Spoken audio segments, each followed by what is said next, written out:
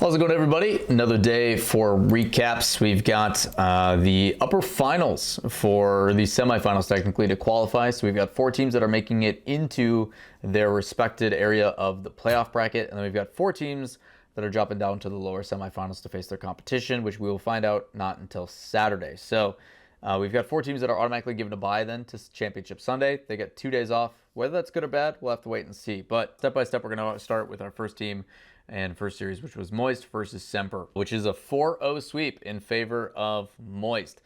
Semper put up a fight in game 1 with 2 goals. It went to overtime until they conceded to Moist, and then Moist continued to do Moist things, super mechanical, continuing to do exactly what they do best. It's crazy that even at this level of competition, where we've seen teams that have looked so good in performance, like, it just shows how difficult it is on the day-to-day to perform at a consistent level. You saw teams that were absolutely popping off and looking absolutely incredible, but a day off, reset of the mental, practices, scrims, etc., and then Moist comes in and they look the way they do. So tough luck for Semper getting swept, but they dropped down. There was a bunch of sweeps today.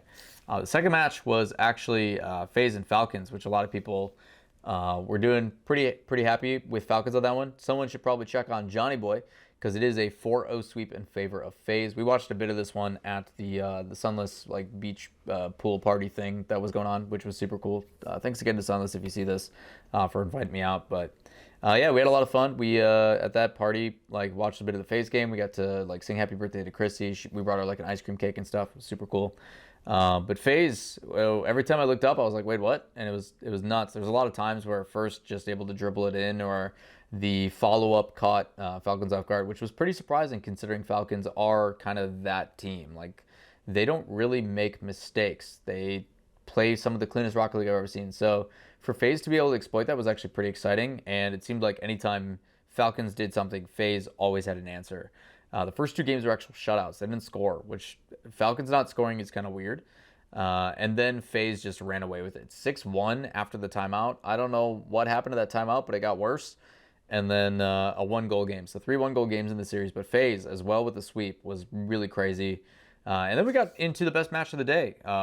Without a doubt, G2 versus Furia. From everybody I have heard and everybody that I've talked to, G2 has been playing like a world championship team. They've been lights out. They've been crushing every single scrim. They've been playing like the team to beat, and they showed that here. Furia put up a pretty good fight. Crowd, pretty good job actually cheering from both. I don't know if it came through well on the broadcast, but both teams cheered for it pretty well. But G2 obviously getting more of the love.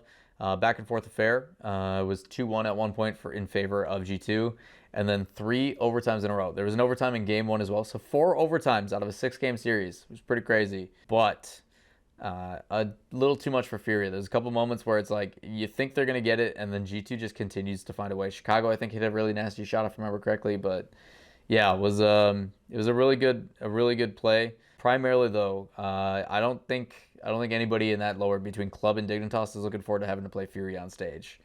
Crowd's going to be supporting them pretty heavily. It's going to be pretty scary. So yeah, G2, Furia, best series of the day by far. G2 looks legitimately like world championship contenders. And I say that because the next team I'm talking about is also probably one of my favorites to make it there in Team BDS. BDS and V1 played a series, if you want to call that playing by V1, obviously being harsh, but V1, for whatever reason, I don't know if it's a confidence thing. I don't know if it's we plan for them to do this certain thing or otherwise. Fire was talking about how BDS's defense is definitely susceptible to some stuff, but this was anytime V1 had a good shot, which was pretty rare, BDS found a way to save it, primarily Seiko. Seiko, absolute freak.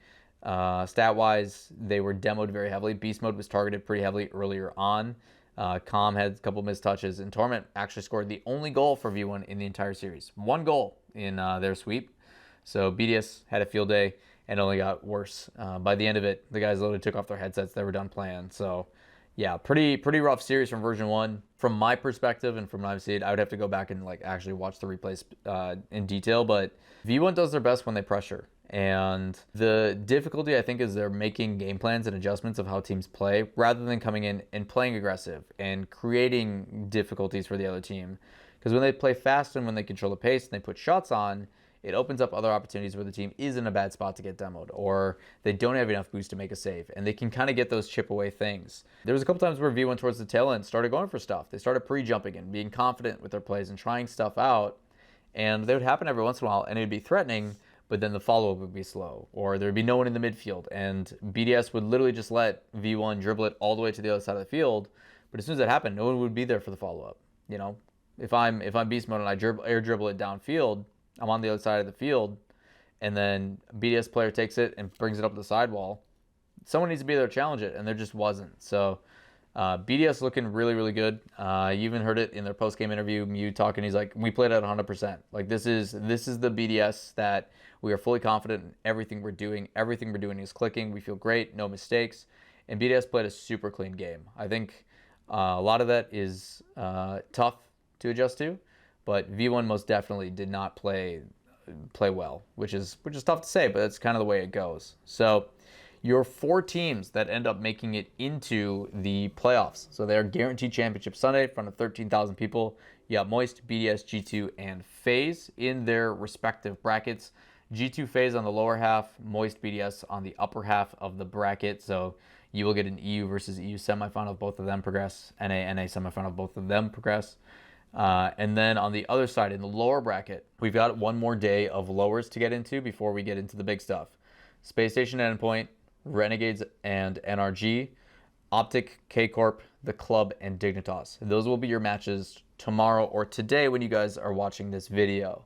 And then on Saturday, so Friday we actually get to go into the venue, which is going to be sick. We finally get to see what this arena looks like. I was talking to Caleb of Dignitas, and he was showing me videos, and they look absolutely insane. There's some cool stuff that we got planned for the stage. So this video will come out a couple hours before those matches happen. You guys are in for a treat. It's super cool. But yeah, 4 matches. Winners of those will then go play on the losers of what we saw. Because they want to make sure they avoid rematches, the teams that came from the upper semifinal will flip. So V1 has a chance to play Space Station or Endpoint.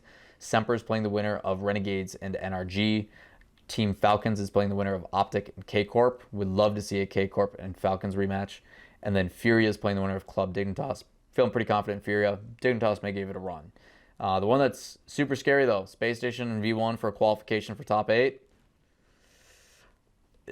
My heart isn't going to be okay with that because it always goes a certain way, and it's never easy to like sit and watch. It tears a little bit away on the mental. So it should be interesting to see how those go. But with that said, that is what I have for the matches, the recap for the day. Appreciate you guys tuning into these, despite a lot of you have been like, yeah, did you watch the recap of the video when you come up and say hi to me?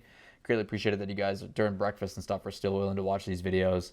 Because I'm, again, after a long day of hanging out and shooting content, and doing vlogging and stuff, still trying to get back to the hotel so I can record these for you guys before we do other stuff. So seriously, greatly appreciate it. Consider liking, subscribing, all that kind of stuff. And looking forward to seeing you all tomorrow. Last but not least, I will be at the version 1 booth tomorrow doing meet and greets and stuff. I'll make sure to tweet it out as well. So make sure if you guys are watching this, stop by the booth for version 1. I should be there watching, hanging out, and doing some stuffing, some giveaways probably, and things as well. So hope to see you there. Hope to see everybody at the venue. Again, be safe, and we'll see you tomorrow. Peace.